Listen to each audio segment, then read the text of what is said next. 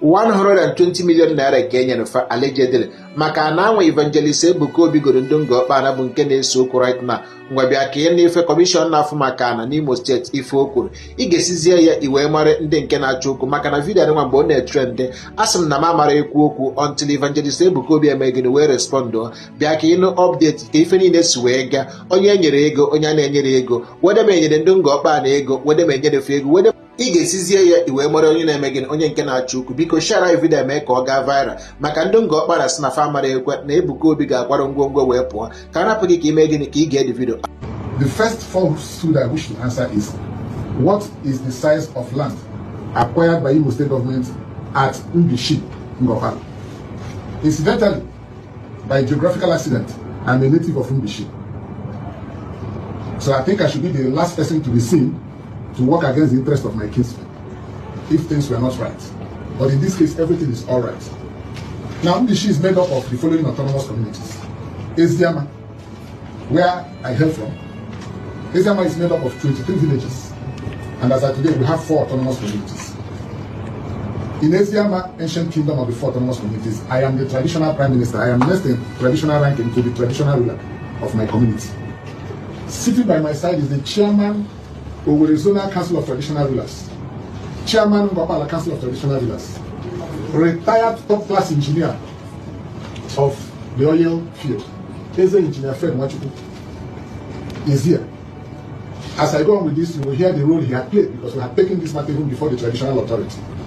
Now, outside Eziama, the other communities whose natives own land in this area include the then Amala into autonomous community, which later became Amala separate into separate autonomous community. From Amala autonomous community, Ikem autonomous community was created, Alatia was created, then Oboro and Okpala, another autonomous community, but they don't own land here. So this land belongs essentially to Eziama autonomous community, persons from Umobo Eziama, Umuchi Eziama, etc. Amala, Ikem, Alatia, and Ntu. That is the Mbishi clan.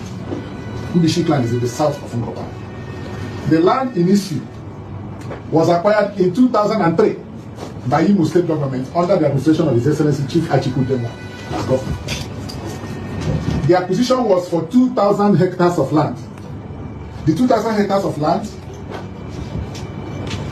is still the 2,000 hectares of land as of today, government acquired. Not 1 inch has been added from 2003 till today.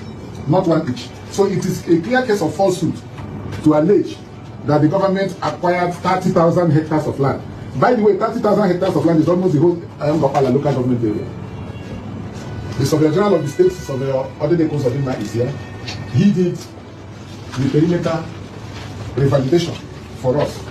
This is the left-hand side of the acquisition. This is the right-hand side because the acquisition is on both sides of the road. The left-hand side is about 600 and something hectares. The right is about 1,308 something hectares. Out of the 2,000 hectares acquired by Imo State government in 2003, as at today, the only allocation to Zion Ministries Incorporated is 1,000 hectares. And we have given them C of O for that part of land. But let's go back to the history. Now, in 2003, when this land was acquired, Imo State government had a committee representing all the communities who own land in that area. I have with me a certified true copy of the proceedings of that committee that has the list of members. The list of members included Chief Godonyebeli from Oma Eziama, who was the then PDP leader in Ngor-Okpala, Ngor-Okpala, was the chairman of the committee, the interface committee between the government and the native communities. Reverend Titus Akanabu from Ntu was the first secretary. The then Dr. Daniel Onwukwe, then provost of Ifeadika College of Education, was a member of the committee. Uwakwe Theophilus, E.N. Wuju, Dr. Reginald Adeke from Ntu, Chief T.A. Amadi from Ntu, Mr. Benson Onyebeni, Okenze Moses Onwukwe, Nze Nwuga Felix, Nwambe Felix, Mr. Eugene Achinimu, Ichie Vincent Nweke, and Mr. Christopher Amok, all natives of different land-owning communities or in Mbishi. constituted the local interface committee that related with the state government over the acquisition. Now, out of these 13 persons I mentioned, 10 of them are still alive. Chief Godani is in the US on health grounds. Titus Akanabu is now a bishop, is still alive. Daniel Onke Provost, now professor, is still alive. Owape Theophilus, alive. Chief T. A. Amadi from Mutu, alive. Etc., etc. Now, after the acquisition in 2003, the purpose was the Imo State government wanted to establish in partnership with some Chinese investors an investment hub with an EPZ license called Imo Guangdong Project. We were to have an export processing zone there with Chinese investors. But because of the intransigence of the native owners, they will tell you, Obasanjo took it to Ogun State. It is not the truth. The truth was, people resist change. My people were reluctant, subsistence farming. In order to persuade them, the government went out of the way, trying to carry them along. In course of the delays, the investors lost interest.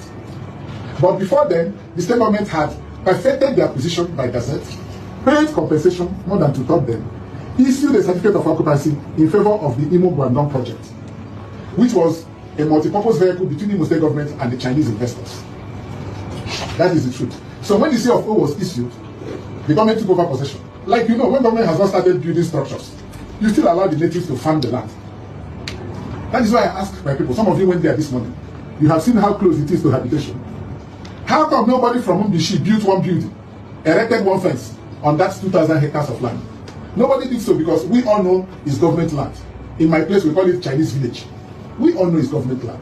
So nobody did any permanent structure on any part of that land from 2003 till now, which is unlike our people.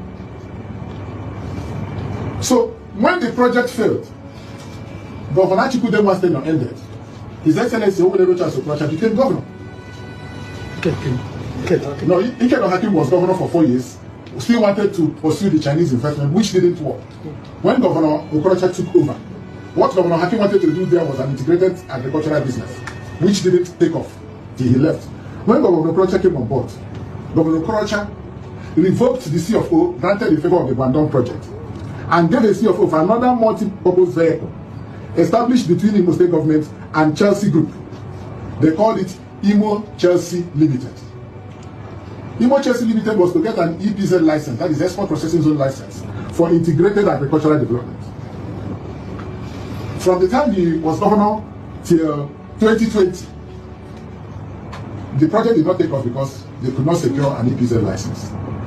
But everybody in my community knew that it was government land. Nobody also interfered with the land. So when the project under Chelsea couldn't take off, the next governor was Governor, His Excellency Emeka Ihediohat, commander of the Order of the Niger. When he took over, he also tried to do agricultural products, processes zone there. You all know how the administration ended quickly.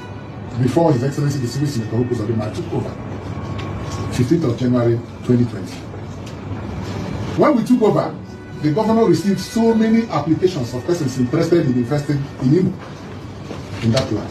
And it was because of that that he assigned the Surveyor General to go and establish the perimeter fencing, the perimeter of that land. And it was because of the Surveyor General's work that we discovered that natives had removed some of the survey beacons of that area. Fast forward, we got an inquiry from Zion Ministries that some natives wanted to sell that land to Zion Ministries. But a well-meaning traditional ruler in our community, in our area, alerted Zion Ministries to go and investigate at the Ministry of Lands that that land belonged to government. Before this time, Zion Ministries had already done traditional rights with some of the communities who own land there. They had prepared to move to Lagos to negotiate before the Zion Ministries came on inquiry on search at the Ministry of Lands. That's how the deal was. It was a scheme to take money from the ministry that failed. That is the anger of some of the protagonists of this agitation I'm reacting to. So when the deal knocked, like our people, young men, we normally say, they got infuriated. And the government, upon learning of that position, Zion Ministries now applied to the Imo State government. This is a counterpart of the application they made to the Imo State government for allocation of part of that land. I will read the application to you.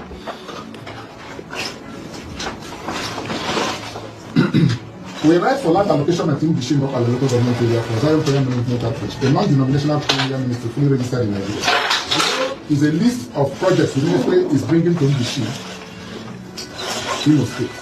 Zion Prayer Auditorium, Zion Standard World Class Hospital, Specialist, Standard Schools, creche, nursery, primary, secondary, tertiary institution, skill acquisition centers, Zion production companies for candles, oil, water making factory, estate development, a standard well-developed Zion city in Ngor-Okpala, an event center, and market development. The ministry will help develop the communities and offer first choice employment to the youths and indigenes who are capable and qualified for various post-job vacancies that will be advertised upon completion of the project. We received this letter on the 18th of April 2024. By that time, I was not here as commissioner. It's just coincidental that I am here now, but when this process started, I wasn't here. I inherited it. Now, when government did its due diligence, remembering the development the Zion Ministry had brought to Lagos State, anybody who goes to that area will attest to this. Being an Imo indigene, the proprietor of the ministry, being an Imo indigene, anxious to come home and develop Imo State, the government acceded to the application.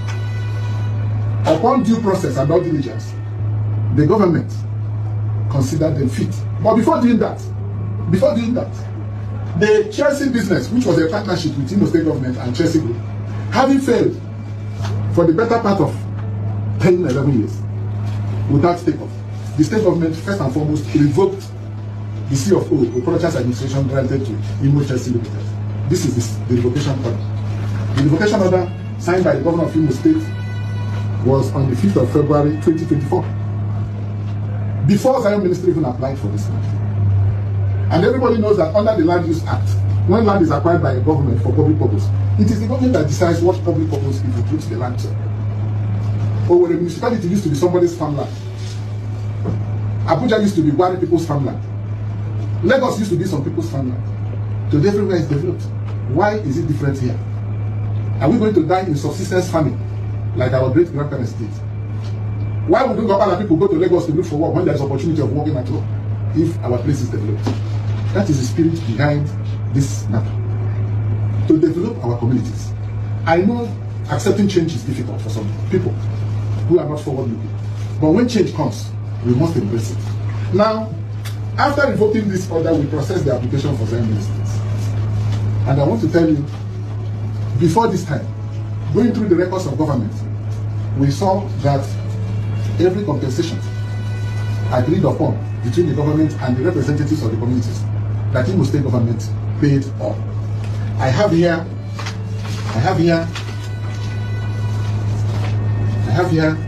the indemnity signed by representatives of the village of the communities. The indemnity signed by them for the balance of their compensation, 123 million naira, signed by the persons I mentioned as their representatives. I have here from the government records evidence of checks covering the amount received by the estate valuers who acted for the communities. They are all here. They are all here. Imo State government checks paid as far back as the last payment was in 2014. 2014 was under Okorocha administration. The first one paid under Achikudema's administration. I have it also here. Now, as usual with government, when such money is paid, there's an indemnity in case we pay to the wrong people. The indemnity is here. Nobody had complained to us that they didn't receive money. And this day, indemnity had expired, which means the payment was done properly. I have here also the list of the families, community by community, and the amount received by their leaders from the representatives. They are here, records of Ministry of Lands. Of course, this is will also be tendered in court in defense of that bogus case. They are all here. Some of those boys agitating, their fathers' names are here. That is why when you go to their press conference, you see young men under 40 years agitating. Where are their fathers? Their fathers are not there because their fathers know they signed, they all agreed to the acquisition, they signed the compensation, and they have kept away from the land all these years. They are all here. How the families got money. They are all here, documented, signed for, food. They are all here. Now, all this happened before our relationship with Zion Ministries commenced. Government did not acquire any new land for Zion Ministries. Government gave 0 Ministries Incorporated part of our existing